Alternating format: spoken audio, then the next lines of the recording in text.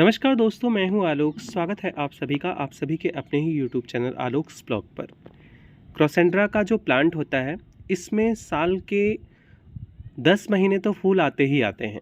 एक बार जब फ्लावरिंग इसके अंदर स्टार्ट होती है तो विंटर में वही जब थोड़ी तेज़ सर्दियां आ जाती हैं, जब इसका डोरमेंसी स्टार्ट होता है, तब थोड़ा फ्लावर्स कम होते हैं, वरना लगातार इनके अंदर स्टॉक्स बनते रहते हैं ये वाले, और फ्लावरिंग इनके अंदर होती रहती है। टिकोमा भी देखिए, ऐसे रह रह के इसके अंदर न्यू टिप्स पर नए नए फ्लावर्स आते रहते हैं। अभी देखिए ये 2 टिप्स ये फूलों से भरी हुई है। आज की ये वीडियो शांति ऑनलाइन प्लांट नर्सरी से जो मैंने प्लांट लिए थे, उनमें जो 4 फ्लावरिंग प्लांट मेरे बच गए थे, उनकी अपडेट मैं आप लोगों को दूंगा। तो सबसे पहला प्लांट जो आप लोगों के सामने है, ये अलमंडा का है। अलमंडा बुश वैरायटी है ये। इसके अलावा इसकी जो एक सेमी क्रीपर वैरायटी है, वो मैंने आप लोगों को दिखाई थी। ये मेरे पास यहाँ लगी हुई है, ये देखिए। इसके भी फ्लावर्स बिल्कुल ऐसे ही खिलते हैं। ये येलो कलर के बिल्कुल सेम साइज के, सेम पैटर्न के फ्लावर होते हैं, ट्रम्पेट शेप के। इनके अंदर भी बस यही होता है कि ये वाइन के रूप में जो है वो थोड़ा थोड़ा ग्रो करता है। ये पर्पल हिबिस्कस है। तो मेरे पास ये कि इस वाइन बच गई थी, और दूसरा ये वाला एक्जोरा बच गया था पिंक कलर का। उन्होंने जो प्लांट भेजे थे, मैंने आप लोगों के साथ रिव्यू शेयर किया था इनकी अनबॉक्सिंग का, और उसके अंदर मैंने आप लोगों को दिखाया था कि कितनी बुरी कंडीशन में मुझे प्लांट्स रिसीव हुए थे। सिर्फ सूखी सूखी डंडियाँ बची हुई थी स्टेम्स की, बाकी पत्तों का नामो निशान नहीं था। लेकिन वो कहते हैं ना कि जिनके नसीब में सरवाइव करना लिखा होता है, वो हर कंडीशन में सरवाइव कर जाते हैं। तो ये एक्जोरा जो है ये बच गया, और अलमंडा बचा। 2 पौधे और हैं, मतलब 4 फ्लावरिंग प्लांट्स बचे थे, और उसके बाद 300 प्लांट्स बच गए थे। 7 पौधे टोटल बचे थे, 12 में 5 ख़राब हो गए थे। तो ये है आपकी गार्लिक वाइन। गार्लिक वाइन का जो मेरा पौधा है, ये अब रिपोर्टिंग मांग रहा है। ये रूट बाउंड हो चुका है, और सेम पॉट के अंदर अब ये मुझे लगता है कि उतना अच्छा ग्रो नहीं करेगा जितना अगर इसको बड़ा पॉट दे दें तो ये ग्रो करेगा।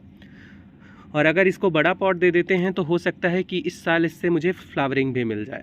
उसके बाद दूसरा पौधा, ये मुझे कंफर्म नहीं हो रहा है कि ये चाइनीज हैट करके उनके पास एक प्लांट था, मैंने ऑर्डर किया था, वो है या फिर कुछ और है। खैर, ये अभी छोटे से एकदम पॉट के अंदर मैंने लगाया हुआ था, और बड़ा हो गया है। ऊपर से काफ़ी ज़्यादा ग्रोथ हो गई है। एक ही साइड में लटका हुआ है, तो होता क्या है कि जब थोड़ी सी हवा इसको मिलती है तो ये पलट जाता है। तो आज इसका भी गमला मुझे चेंज करना है। सबसे मेन चीज़ जो है, मैं चूँकि अब टेरेस गार्डनिंग कर रहा हूँ, ज़्यादातर पौधे मेरे अब छत पर रखे हुए हैं। तो छत पर जब हम गार्डनिंग करते हैं और जब नए पौधे ऐड करते हैं, तो कहीं ना कहीं मन में ये चीज़ ज़रूर होती है कि गमले अगर बढ़ रहे हैं, गमलों की साइज़ बढ़ रही है, तो फिर मेरे टेरेस पर लोड ना पड़े, कहीं कोई दिक्कत ना आ जाए। इसके लिए मैं आप लोगों को सबसे आसान उपाय बता रहा हूँ। अगर आपका घर पुराना है और आप टेरेस गार्डनिंग कर रहे हैं, तो आप सबसे पहले तो ग्रो बैग्स का सिलेक्शन कीजिए गमलों की जगह पे।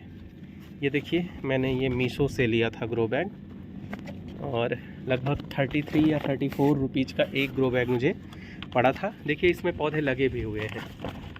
ये आपका टेक्सास सेज का प्लांट है, उसके किनारे भी 1-2 पौधे हैं, तो ये सब लगे हुए थे। देखिए नीचे एक पत्ता येलो हो रहा है। तो सबसे पहले आप ग्रो बैग का सिलेक्शन कीजिए। ग्रो बैग के अंदर पौधे बहुत अच्छा ग्रो करते हैं। और दूसरी चीज़, छत पर लोड नहीं पड़ेगा। एक गमले की अपेक्षा इसके अंदर काफ़ी कम भार होता है। प्लास्टिक के गमले इस्तेमाल करने से अच्छा है कि आप ग्रो बैग्स का यूज कीजिए। दूसरी चीज़, मिट्टी बनाते समय आपको बहुत ज़्यादा चीज़ों का ध्यान रखने की ज़रूरत है। मिट्टी बनाते समय आप इस तरीके से, आपके गार्डन के अंदर तमाम वेस्ट निकलते हैं, आप उनको एक बाल्टी वगैरह में या फिर किसी भी कंटेनर के अंदर इकट्ठा करते जाइए, फेंकिए मत उनको।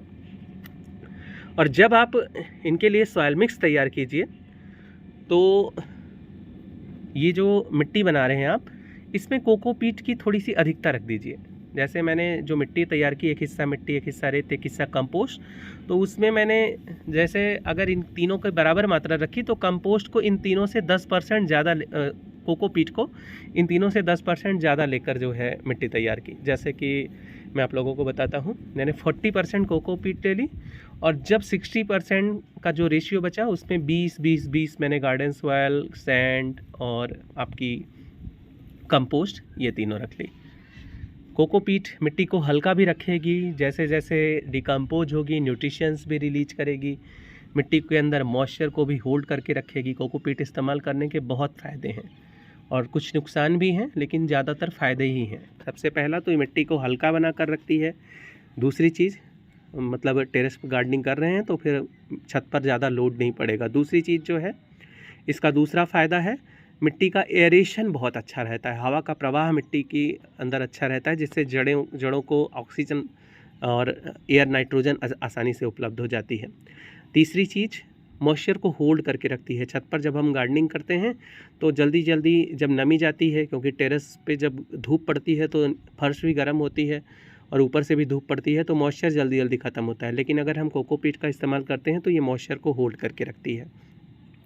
और चौथी चीज़ मैंने बता ही दी, एक सॉइल मिक्स होने के साथ साथ ये न्यूट्रिशंस भी रिलीज करती है, जैसे जैसे डिकम्पोज होती है।